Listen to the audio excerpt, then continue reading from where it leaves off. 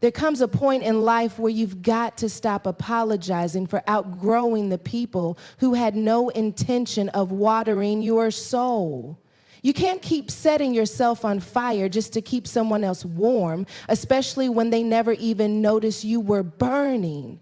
See, the enemy loves to keep us tied to people who don't care about us because he knows as long as you're chasing their attention, you'll never step into your assignment. But today, God sent me to tell you it's time to cut those ropes.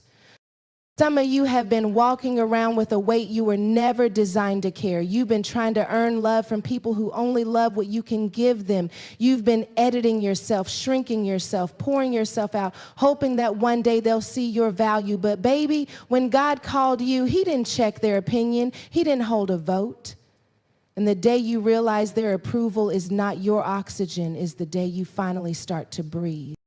This is not about bitterness, it's about freedom, because when you finally release yourself from the grip of those who don't care, you make room for the ones who do. You create space for the right voices, the right hands, the right hearts to walk with you into your next season. And I don't know who I'm talking to today, but I feel it in my spirit. You've been stuck too long. So get ready, because today we're going to talk about how to stop waiting for people who don't care and start walking with the one who always has. Stop expecting love from where it doesn't live is more than just a catchy phrase. It's a life-altering revelation that many of us don't fully embrace until our hearts have been bruised enough to finally hear it. The truth is, not everyone you give your heart to will know what to do with it. Not everyone you pour into will pour back into you. Some people have never learned the language of love. Others are fluent in manipulation but mute in affection. And some, no matter how much you do, will never give you the love you've been hoping for because they simply don't have it to give. It's not necessary that they're evil or malicious. Sometimes they're just empty. They can't give what they don't possess. But because we crave connection, because we've tasted love and glimpses and crumbs, we convince ourselves that maybe if we just try harder, if we just become a little bit more, we'll finally get the fullness we desire. We start overwatering soil where no seed exists, and then we wonder why nothing grows. We've got to stop renting our hearts out to people who have no intention of caring for the property. Every time you lower your standards just to keep someone around, you are telling your soul that your needs don't matter. You are teaching yourself that survival in a relationship is more important than wholeness. But love is not supposed to starve you. It's not meant to make you question your worth or keep you in a state of constant proving. Love, the way God designed it, is nourishing, it's patient, it's a safe place. And if the space you're in doesn't feel like that, then you are asking for love in a place where it simply doesn't live. Sometimes the hardest thing to accept is that your presence in someone's life doesn't automatically mean you have a place in their heart. We confuse proximity with intimacy. Just because someone is close to you physically, emotionally, or relationally doesn't mean they are connected to you in the ways that matter. You can share the same roof with someone who is emotionally 1,000 miles away. You can laugh with someone in public, but cry alone at night because they don't see you, they don't know you, and they don't really care to. And when we stay in those spaces too long, we start shrinking ourselves just to fit into their neglect. We silence our needs because we don't want to be too much. We hide our tears because we don't want to be a burden. But all the while, our souls are screaming for more. It's not prideful or selfish to admit you need love that feels like love. The same way your body needs water, your spirit needs affection, care, and connection. If you were thirsty and someone handed you an empty cup, you wouldn't keep drinking from it hoping the water would magically appear. But in relationships, we do that all the time. We sip from empty cups because we are afraid to admit we're not being quenched. We keep telling ourselves that maybe the next gesture, the next conversation, the next season will be different. But here's the truth. People don't suddenly learn how to love just because you've been patient with their absence. And if love doesn't live there, no amount of waiting will build it a home. One of the reasons we keep expecting love from empty places is because we confuse effort with outcome. We think that if we put enough in, something will eventually come out. We romanticize endurance, telling ourselves that real love is about sticking it out no matter what. But endurance without reciprocation is not love. It's self-neglect. You can't rescue someone from their own inability to love you. You can't serve someone into seeing your worth. And you can't heal someone's emptiness by breaking yourself open just to fill their void. That's not love. That's sacrifice on an altar they don't even recognize. The truth is, you were created to be loved in abundance, not rationed like you're on a lifetime shortage. God didn't design you to live in emotional famine. The reason it feels so painful to stay where love is absent is because your soul knows it was made for more. Deep down, you know what it feels like to be seen. You know what it feels like to be valued. Even if you've only experienced it in glimpses, your spirit remembers. And every moment you spend expecting love from where it doesn't live, you are depriving yourself of the chance to find it where it does. Sometimes the emptiness in others isn't even about you. Some people have been so wounded, so hardened by life that they have locked love out altogether. They have built walls, not just around others, but around themselves.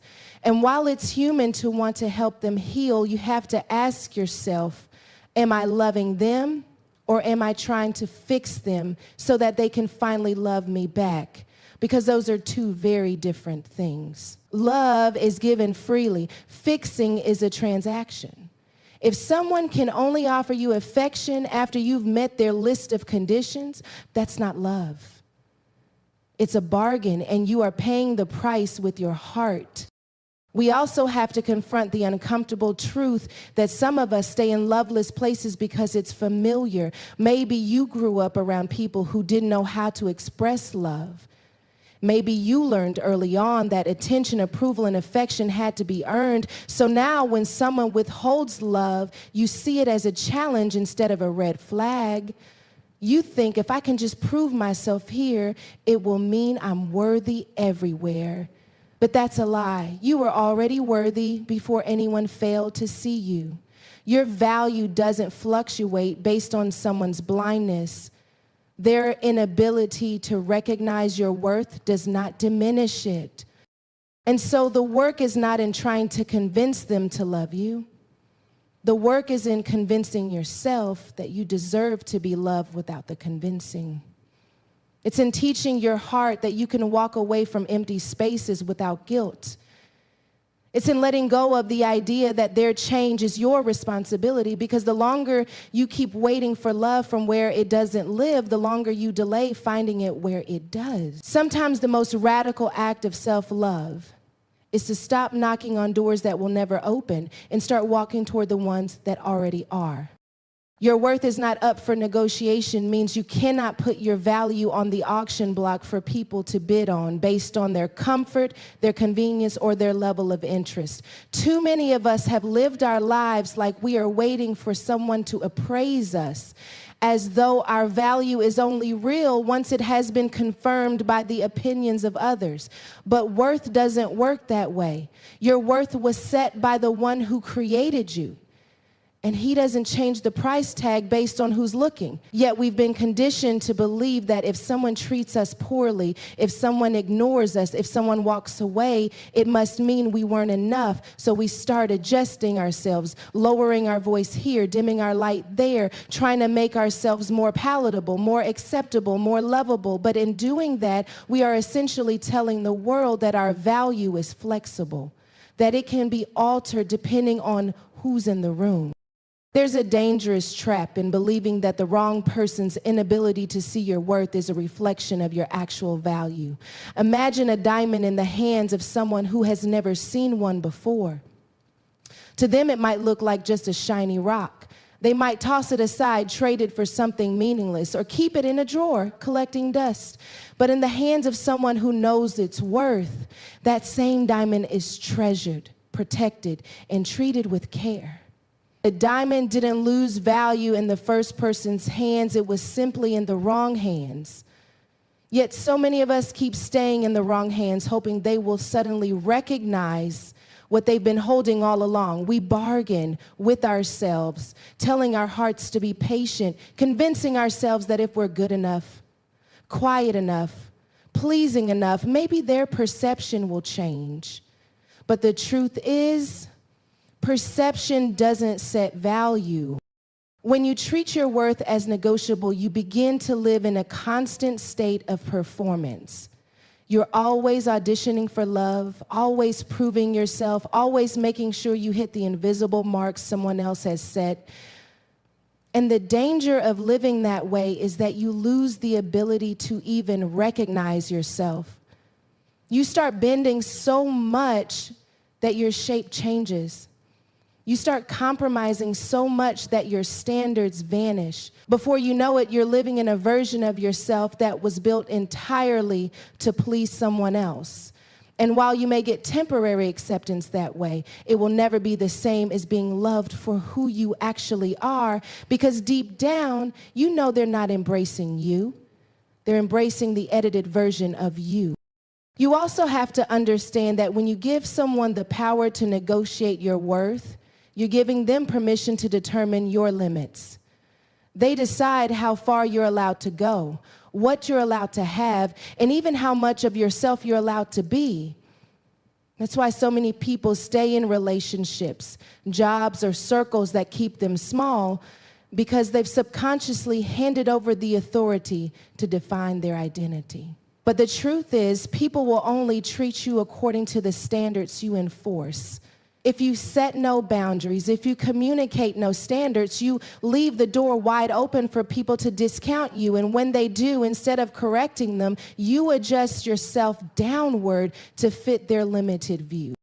This is why it's so important to get anchored in the truth of who you are before you ever enter spaces where your value might be questioned. If your sense of worth is rooted in someone's approval, then the moment they disapprove, you will crumble. But if your worth is rooted in God's affirmation, no human rejection can shake you. He called you fearfully and wonderfully made. He called you his workmanship. He called you chosen, beloved, and set apart. None of those titles came with disclaimers that said, as long as people agree, the enemy's greatest weapon is convincing you to forget who you are, so you'll start trading pieces of yourself for scraps of acceptance. And once you start trading, it's easy to keep trading until you've given away everything that makes you, you.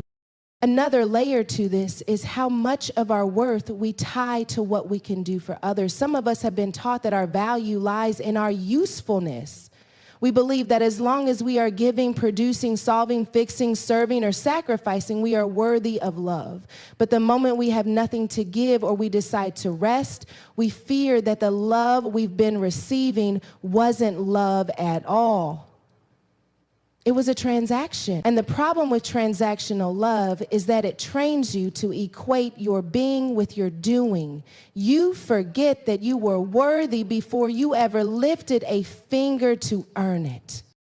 When your worth is non-negotiable, you stop begging for seats at tables where you were never meant to sit. You stop lowering your standards to make someone else feel comfortable. You stop explaining and justifying your boundaries because you understand that the right people, the right opportunities, the right environments will not require you to shrink. They will meet you at your full height and still make room for you. And the wrong ones will walk away because they can't control you anymore, and that's fine. Let them. Losing someone who can't respect your worth is not a loss. It's a clearing. We also have to confront the habit of self-discounting. Sometimes it's not other people negotiating our worth, it's us. We talk ourselves out of opportunities because we think we're not qualified enough. We accept poor treatment because we think we can't do better. We stay quiet when we should speak because we think our voice doesn't carry weight. Every time we choose the smaller version of ourselves, we are making an unspoken agreement that our worth is conditional. We are acting like our own worst negotiator, setting the price of our value lower than it truly is. What makes this so dangerous is that once you lower your worth for one situation, it becomes easier to do it again. Before long, you're living in a cycle where you expect less, accept less, and believe less about yourself. And the longer you stay in that cycle, the more it feels normal. But it's not normal to constantly feel like you have to earn the right to exist fully. It's not normal to believe that love, respect, and kindness are rewards you only get after meeting certain conditions. Those are basic needs for a healthy soul, and you are allowed to expect them without apology. There's a freedom that comes when you truly embrace that your worth is not up for negotiation. It releases you from the need to chase people down for validation. It frees you from the exhaustion of proving yourself to those who were never going to see you anyway. It makes rejection sting less because you stop interpreting it as a statement about your value and start seeing it as redirection toward where you're meant to be. And most importantly, it recenters your identity in the truth of who you've always been, not in the ever-changing opinions of others.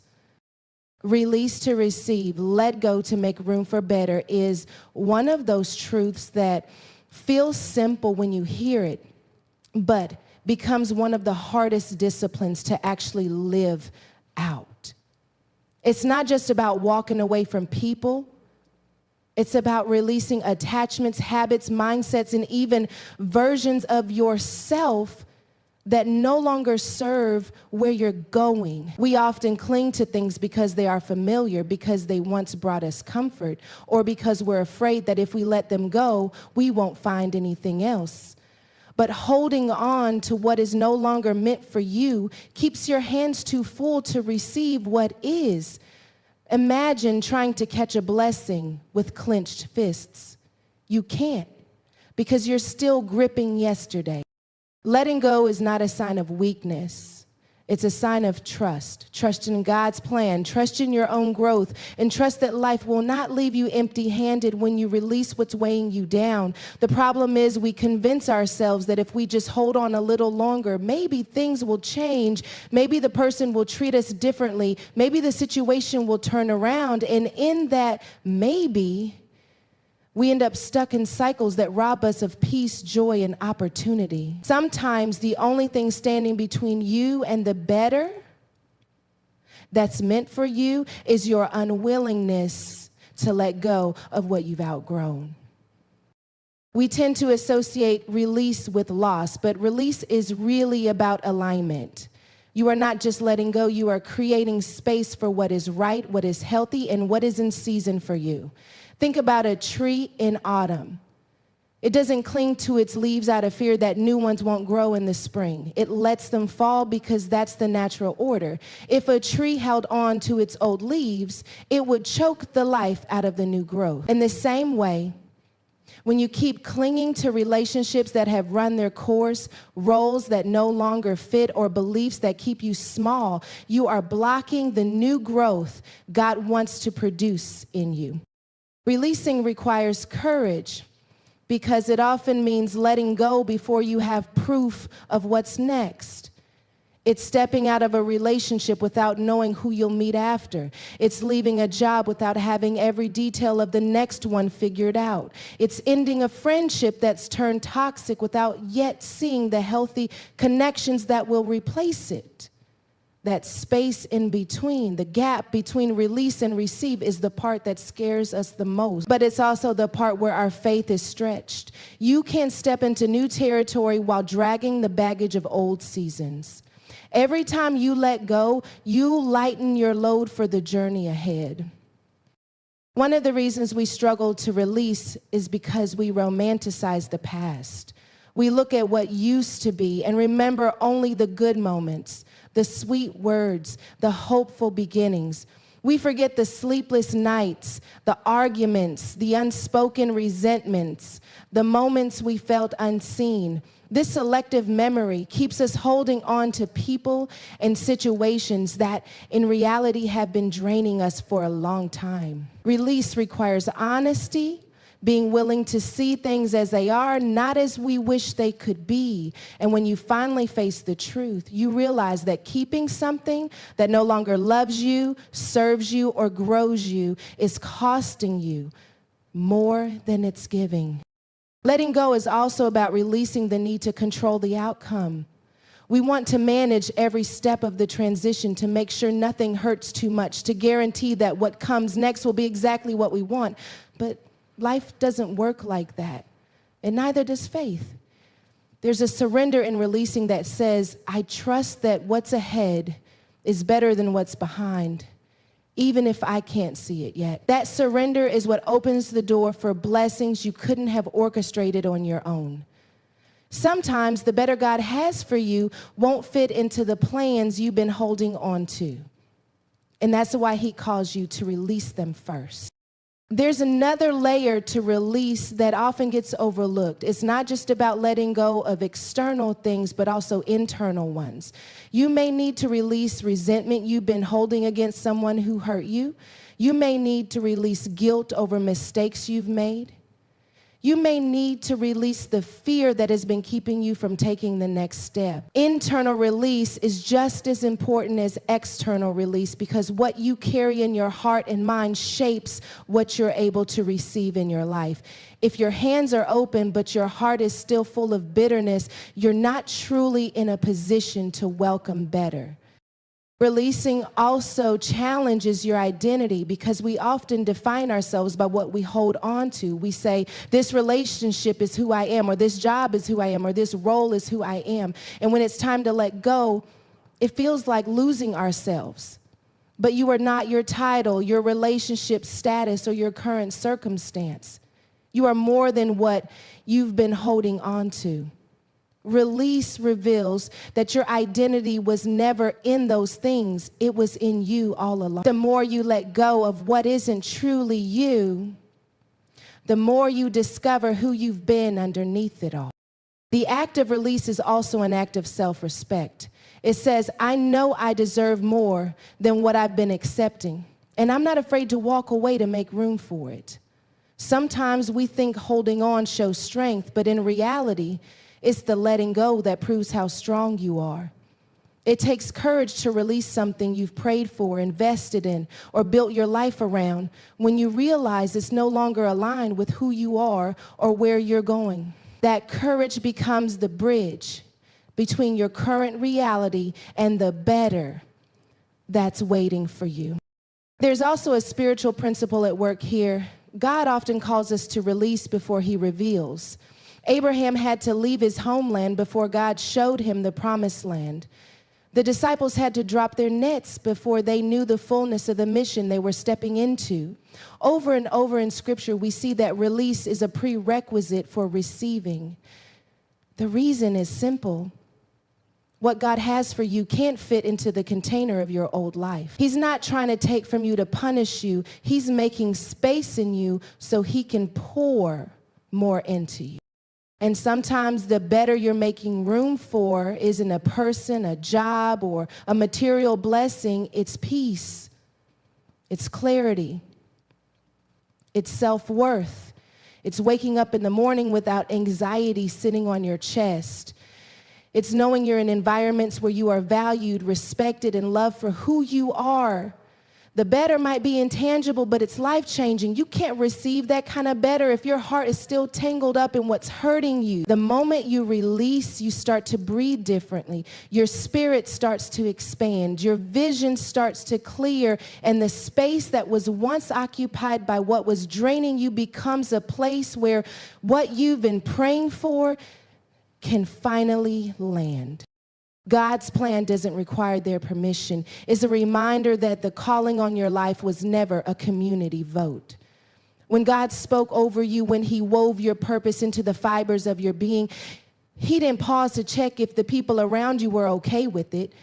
He didn't send out a survey to see if your assignment fit other people's expectations. Too often we delay moving forward because we're waiting for others to co-sign on something that only God has the authority to approve. We're looking for nods of agreement from people who don't even have the blueprint of our lives.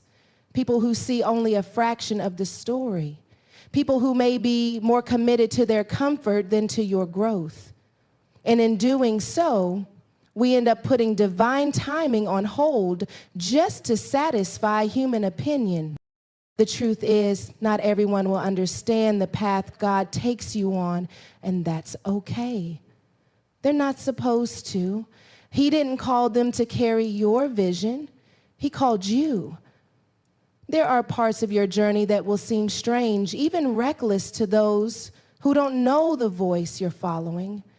They might question your decisions, your timing, your motives. They might try to convince you to stay where it's safe, where it's predictable, where it's familiar. But safety and purpose don't always walk in the same lane. Sometimes the place God is leading you will require you to leave behind the approval you've been addicted to.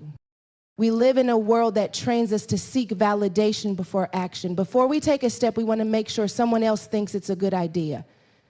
But God's plan often unfolds in ways that won't make sense until after you've obeyed.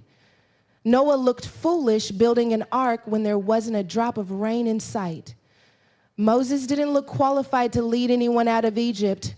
Mary didn't look like the person who should carry the Savior of the world, and yet none of them waited for the people around them to approve their assignments. They moved because God said move. That's the posture you have to adopt when you truly believe His plan is greater than their permission. The danger of seeking permission from the wrong people is that they can only advise you from the level of their own faith and experience. If their faith is small, they will suggest small moves. If their vision is limited, they will encourage you to shrink yours. If they've never dared to step outside of their comfort zone, they will try to convince you that your boldness is a mistake. And if you're not careful, you'll start adjusting God's plan to fit inside their comfort zone. You'll start making decisions that keep you likable instead of decisions that keep you aligned. But alignment with God will always matter more than agreement from people. Sometimes the permission we're waiting for isn't even from others, it's from ourselves. We've internalized so much doubt, so much fear, so much second guessing that we've become our own gatekeepers. We talk ourselves out of opportunities God placed in our path. We hesitate to take steps He's already cleared for us because we're still asking, but what if I'm not ready? Or what if I fail? And in that hesitation, we delay what He's already set in motion. Self-permission is one of the greatest barriers to walking in God's plan. You can't keep asking your fears for approval to do what faith is calling you to do. God's plan doesn't require their permission because it's not built on their power. It's sustained by His authority, His resources, His favor. The doors He opens for you are not controlled by human hands. People can try to block you, discredit you, or discourage you, but if God has decreed that you will walk through, there's nothing they can do to stop it. That's why you can't afford to let the fear of their opinions weigh more than the truth of His promise. When you know the one who called you holds the final say, you stop negotiating your obedience for the sake of acceptance. There will be times when your obedience will cost you relationships. Not everyone can handle the version of you that walks boldly in what God has assigned. Some people were comfortable with you as long as you stayed where they met you, silent, hesitant, predictable. But the moment you step into a greater anointing, a greater vision, a greater level of faith, it will disrupt the dynamics. Some will distance themselves, others will criticize, and it will hurt, but it's also a confirmation that you're moving. Comfort doesn't attract criticism, change does. We also have to remember that God's plan often comes with timing that feels inconvenient. He will nudge you to step forward when it seems like you don't have the resources. He will push you into new territory before you finish tying up the loose ends of the old. And if you're waiting for everything to line up perfectly or for everyone around you to be on board, you'll miss the moment. The window God opens is not guaranteed to stay open while you gather votes. Delayed obedience can easily become disobedience when we let human hesitation interfere with divine instruction. There's a unique confidence that rises when you truly embrace that God's plan is independent of human permission. It frees you from the paralysis of overthinking, from the need to explain every detail to people who will never understand, from the fear that you'll be left unsupported if you go. You start to see that the very ones who withhold their blessing from you may not even be capable of walking the path you're on. And that's okay. Your journey was never contingent on their footsteps. The deeper truth is that some people's inability to give you permission is actually God's way of protecting your vision. If you gave them the details too early, they might speak doubt into it. They might try to reshape it into something smaller. They might attach themselves to it for the wrong reasons. Sometimes God keeps the fullness of your plan hidden, not just from the world, but even from those closest to you, until it's strong enough to withstand opposition. Your job is not to convince them. Your job is to obey him. And perhaps the most liberating part of understanding that God's plan doesn't require their permission is realizing that it takes the weight off your shoulders to be understood by everyone. You no longer have to exhaust yourself trying to prove that you're worthy of the calling, capable of the assignment, or deserving of the opportunity. You were chosen not because of popular vote, but because of divine appointment. And once you stop asking for permission that was never needed, you can finally start moving at the pace grace has set for you.